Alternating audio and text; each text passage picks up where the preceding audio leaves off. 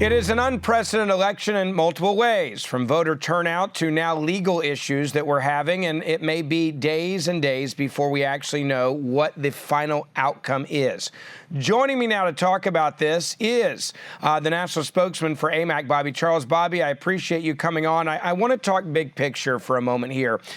There are people, obviously, in the media that are saying that Donald Trump is a sore loser. Let's be clear.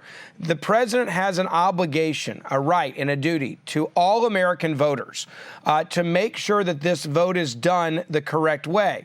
The only thing that the Trump legal team has been saying over and over again is they want to make sure that every legitimate vote is counted. And any vote that was not counted in the legitimate manner for which the election is being run, state by state, is not counted.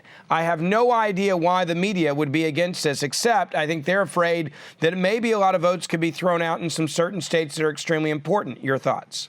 Yeah, so I think to take the big picture for a minute, Ben, our founding fathers were very insightful and foresightful. They recognize that there are times when the political process will find itself at loggerheads. In fact, it happened even in their day with Jefferson's election. And we're at a moment right now where the political process has brought us to something of an impasse that I think will actually last weeks, not days. And but it's not that it won't be resolved. We have an independent judiciary, and as you indicated, in at least 6 states, there are legal actions unfolding that range broadly from making sure that every vote is counted. Every legal vote is counted, that illegal votes or votes that come from, for example, outside the state are not being counted, making sure that votes that show up in the middle of the night somehow magically are not counted, making sure that we don't have more votes being recorded than there are registered voters in a state, et cetera.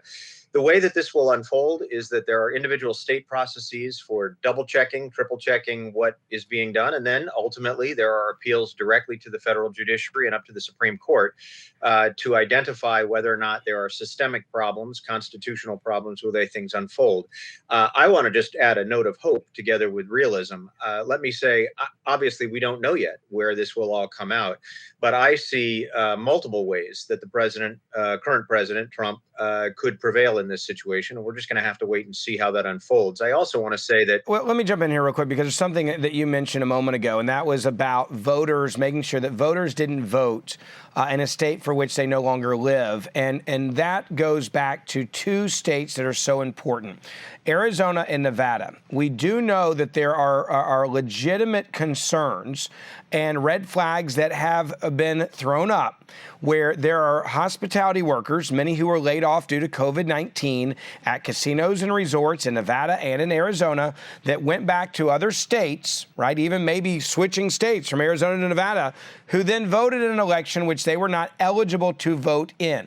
Many of these voters, by the way, would probably be union voters, which swing overwhelmingly for Joe Biden if you are in these industries. It is why Joe Biden spent time and Democrats spent millions and millions of dollars focusing on this voting block of hospitality workers in these 2 states. And that is one of the reasons why you're seeing the legal battle there, which is a good thing.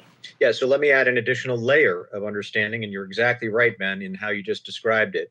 One of the things you're also seeing is that there are, I'm not even gonna call it fraud. I'm gonna call it fundamental misunderstandings that occur where someone either votes in the wrong state for which they have they have the right to vote, but they don't have the right to vote in the wrong state or in 2 states or to vote twice.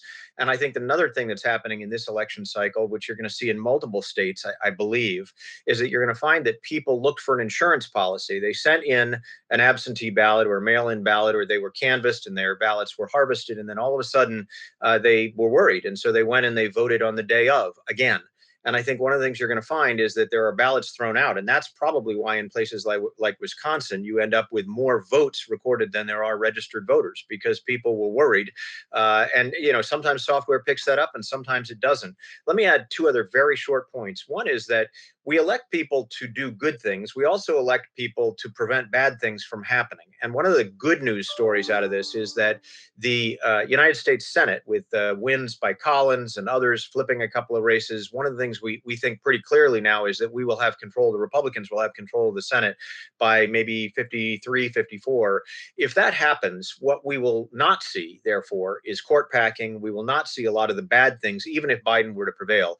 The other thing I think people need to remember is there's tremendous Trump energy out there right now. And what that means is that 2 years from now, which seems a long way away, but is really right around the corner, you will see a lot of motivated young Republicans running for the U.S. House, also running at the state level. And I wouldn't be at all surprised to see the House flip in 2 years. We gain more Senate seats in 2 years, and God willing, we have a Republican president at that time too. But even if we didn't, we are in fact going to prevent some of this socialist, really dangerous socialist activity. Doesn't mean that we're going to be safe. We're not. We've got China breathing down our backs and a lot of other things.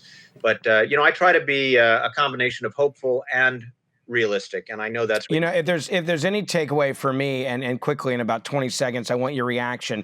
The pickups that we had in the House side, the pollsters were wrong. They said we were going to lose 12 to 15 seats in the House. We actually went the complete opposite direction of that and picked up seats in the House. It was almost a 20 to 25 vote turnaround from what the pollsters said, differential. It's incredible. But almost all of the successes that we had at flipping Democrat seats to Republican seats in the House were done with minority candidates and women candidates, which means Donald Trump has really made this tent bigger. We're no longer the party of old white men, as so many people have criticized. We ran minority candidates and female candidates, and they had huge successes at flipping these Democratic districts to Republican, and that's something that should not be overshadowed. That is a massive victory for the Republican Party, and no other president's been able to do that but Donald Trump. Actually, right you are. And the parallel that comes closest is 1984 with Ronald Reagan, who did realign blue-collar workers, traditionally Democrats, behind the Republican Party. He also pulled, not as many as Donald Trump, but he did pull an increase in both Black and Hispanic voters. So end of the day, what you're seeing right now is a realignment behind the Republican Party of populations that the Democrats have felt that they owned. And I think that's very interesting, because what it means is that there's a truth behind all this. There's a deep truth behind the things that both Ronald Reagan, who I work for, and Donald Trump are speaking. And we need to remember those truths. No doubt. And Bobby, I appreciate your time. Thank you so much for coming on. And I promise this conversation is far from over. Absolutely. Thank you, Ben.